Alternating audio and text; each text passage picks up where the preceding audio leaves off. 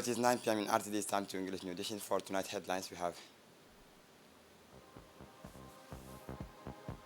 the workshop to disseminate the public finance reform strategy and action plan 2024-2027.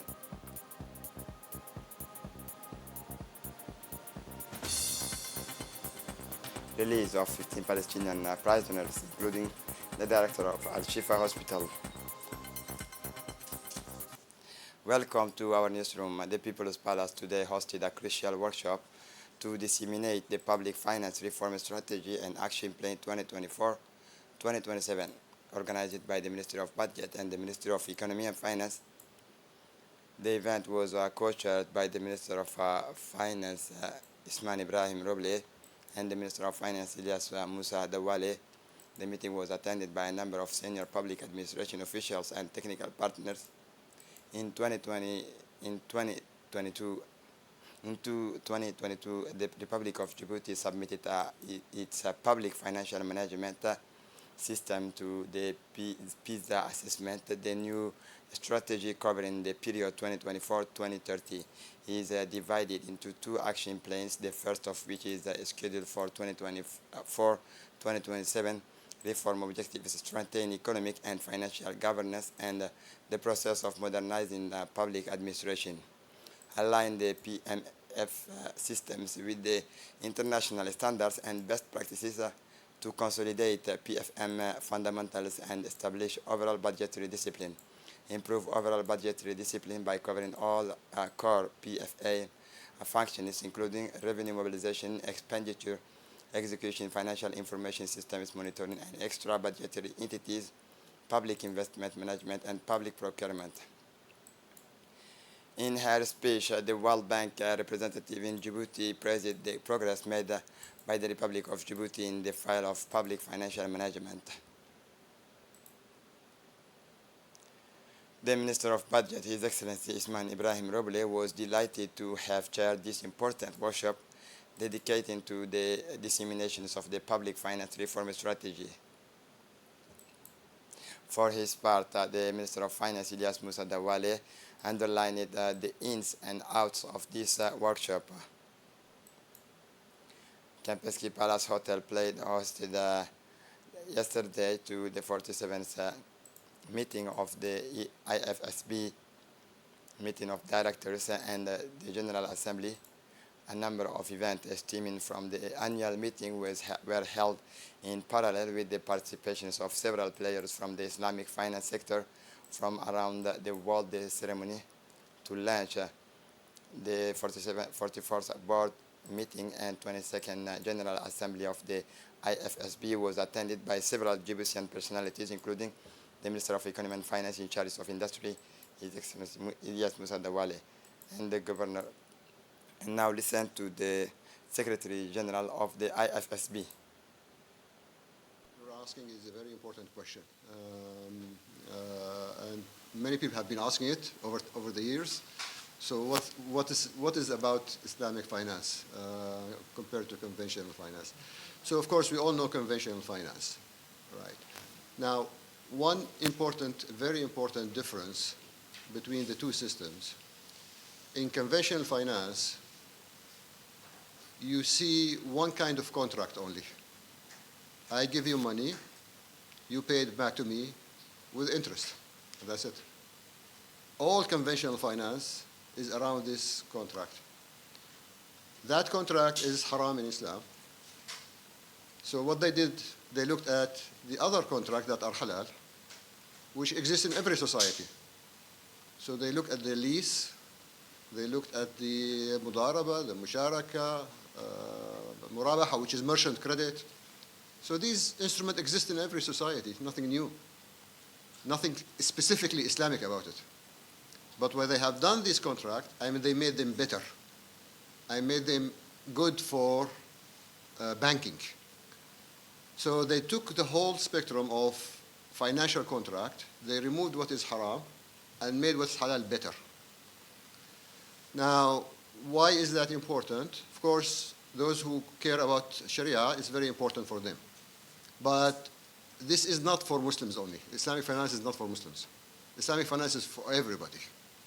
It's for Muslims and non-Muslims, and we've seen now in many countries where Islamic finance has taken root and become quite large. Large number, sometimes very large number actually, of clients are not Muslims. I was told in Malaysia, maybe half of the Islamic Bank's clients are not Muslims. I'm not sure exact number, but it's very large. So what does that mean? We have something in the finance literature in economics, something we call financial deepening, meaning that making the financial system larger, more inclusive, providing more product, more consumer choice. And that is what Islamic finance does. A workshop dedicated to the evaluations of the fiscal framework of the MDG1 Eradicate Poverty and MDG3 Good Health and Well-being was held yesterday at Ayla Grand Hotel. The aim of this consultation and exchange seminar is to provide the key player with an opportunity to identify appropriate strategy for combating poverty while improving access to healthcare in order to promote the well-being of the Djiboutian population. In order to make progress towards achieving this and other SDGs, the UNDP launched a task for SDGs in 2021 to help countries leverage taxation to mobilize more domestic resources. The workshop was also attended by the Director General of Taxes, Mohamed Moussa Roble, surrounded by executives from the various departments of his ministry, UNDP experts and tax specialists, as well as the ministry executives involved in the event. In a lively debate, UNDP experts and tax department executives discussed the issues of carbon taxation and the development of inclusive policy, taking into account the voice of the all sector of society, business, local communities, non-governmental organizations, and citizens.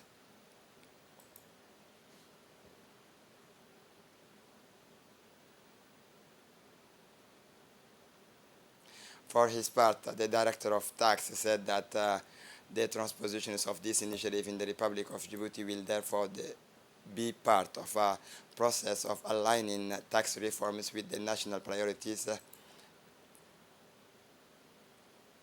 The National Assembly of Djibouti, in collaboration with the Interparliamentary Unions, organized a presentation session for parliamentarians on the concluding observations on Djibouti adopted by the Committee for the Elimination of the Discrimination Against Women. The representation was made by Esther Eroben Michel, Vice Chair of the CEDAW Committee and rapporteur for the examinations of the Djibouti reports. The session is aimed to familiarize Member of Parliament with the work of the CEDAW Committee and its recent final observations on the Djibouti that concern parliamentarians, and to identify key actions that Parliament and its members can take to better contribute to implementing these recommendations with the relevant national institutions. In February 2024, Djibouti submitted its fifth periodic report to CEDAW Committee. The National Assembly was directly involved in the presentations of the report.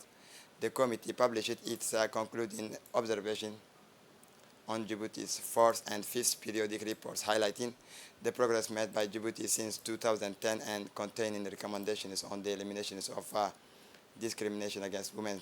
This document provides important contextual elements that can support advocacy work and can serve as a basis for defining the priorities of entities active in this file. At the end of the presentation, the chairwoman of the Committee on Legislation, General Administration and Human Rights, Ms. Khaltoum Farah Said, recalled that structuring laws had been passed into recent years to protect women's rights. On the 47th anniversary of the Republic of Djibouti's independence, the Embassy of Djibouti in Belgium organized a crucial information day on migration in partnership with the International Organizations for Migration in Djibouti. This highly important event, marked by rich discussions and exchanges of experience, brought together several eminent personalities, among them His Excellency Aden Mohamed Dileita, Ambassador of Djibouti to the Kingdom of Belgium, His Excellency Moussa Migak, Permanent Representative to the IGAD and the European Union, Mr. Awad Sakin, Permanent Representative of Djibouti to the European Union, Moussa Migak, Permanent Representative of Djibouti.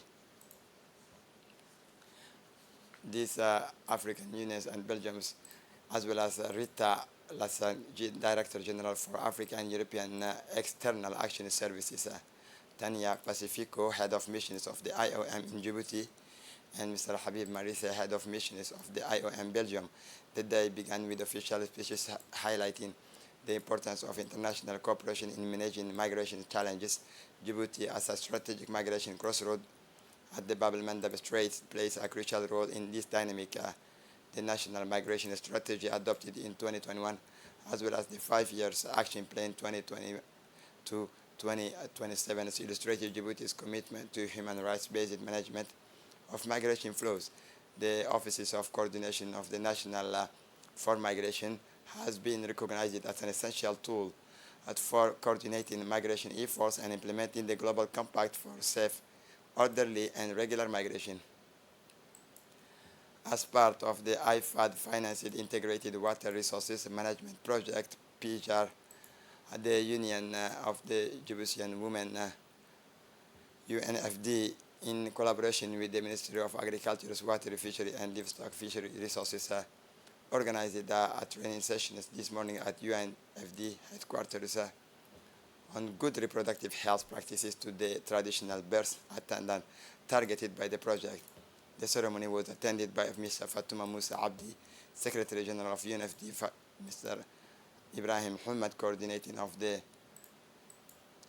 PGI project at the Ministry of Agriculture, where is Ibrahim Ahmed, Acting Director of Mothers and Child Health, and various project managers. The aim of the training was to reduce maternal morbidity and mortality in the interior regions by improving the skills of traditional birth attendants in reproductive health and the prevention of infectious risks in mothers and newborns. At the end of the training, the birth attendants were provided with a complete delivery kit by the project to facilitate their work in the field, providing better assistance to pregnant mothers and strengthening their skills through education, and a family photo was taken. The coordination of the PGIR project, Mr. Ibrahim Muhammad, emphasized that we had chosen 3 regions, Dakhil, Tajura, and Obok. He said that the mother matrons who benefited from this training to keep mothers and child safe during childbirth needed a lot of help. Today we have finished this training. For his part, the Secretary General of UNFD, Fatuma Musa, said that today we have finished this training for 10 people in 3 regions such as Tajura, Obok, and Dakhil in the rural locality of Mother Matrons. This PGI project will benefit 10 women who are matrons and midwives in the rural areas. Today we have given health equipment kit to these 10 people so that they can benefit more during childbirth. As part of its effort to promote the social integrations and deaf people, the National Agency for the Person with Disability, in partnership with the Center for Leadership and Entrepreneurship, organized a workshop on the sociolinguistic survey on Djiboutian sign languages. The workshop took place in the conference room of the Sheraton Hotel. This initiative is part of the research project for the unification of Djiboutian sign languages, which is investigating the best ways and harmonizing the various national languages, Afar, Somali, and Arab. The aim of the project is to understand the use and knowledge of sign languages among the hearing impaired with a view to digitizing them, chaired by ANPH General Manager Duale Saeed Mahmoud. The sociolinguistic survey workshop was also attended by the project consultant, the Director of Social Integration, Ms. Shukri Hashi, the representative of the Clay Center Management and Hearing Impaired People. For his part, Duale Saeed Mahmoud, General Manager of ANPH, thanked all the participants, especially the hearing impaired. This work is part of the government policy to promote and protect people with disability. Protecting and promoting the right of disabled people remains one of the priorities of the Djibouti's National Agency for Disabled People. The Managing Director of ANPI said that the agency had worked with the consultant to carry out a sociolinguistic survey of Djiboutian sign languages in order to study their similarities and differences, to enrich them and facilitate the process of digitizing the dictionaries. The aim of this initiative is to harmonize local Djiboutian sign languages and published the first dictionary of common languages for the hearing impaired.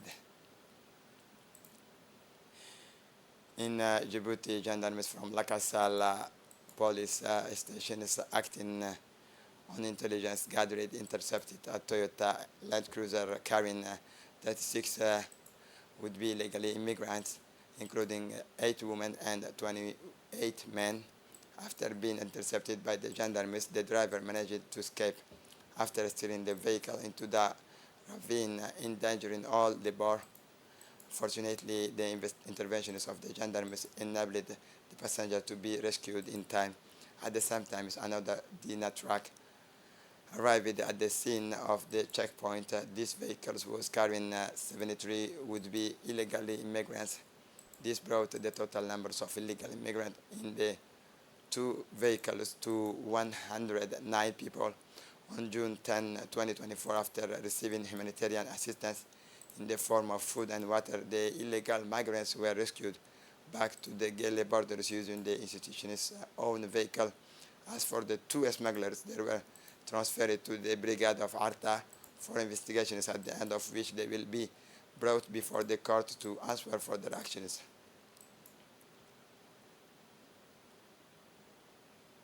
For the international scene, after 7 months in prison, Mohammed Abu Selmiya, director of Gaza City's Al-Shifa Hospital, is today a free and happy man. He and dozens of other Palestinian prisoners were released by Israel on July 1st. In Israeli, Mohammed Abu Selmiya, director of Al-Shifa Hospital, and around 50 other Palestinian prisoners were released on July 1st. The prisoners released on Monday were transferred to medical center in the Gaza Strip. Barely out of prison, Mohammed Abu Selmiya denounced the treatment he had witnessed in jail. He said that he and other prisoners had been tortured and held in harsh conditions. He said that medical staff at the various facilities where he was held also participate in the ill treatment. This is it for the news. Thanks for watching us. Have a good evening.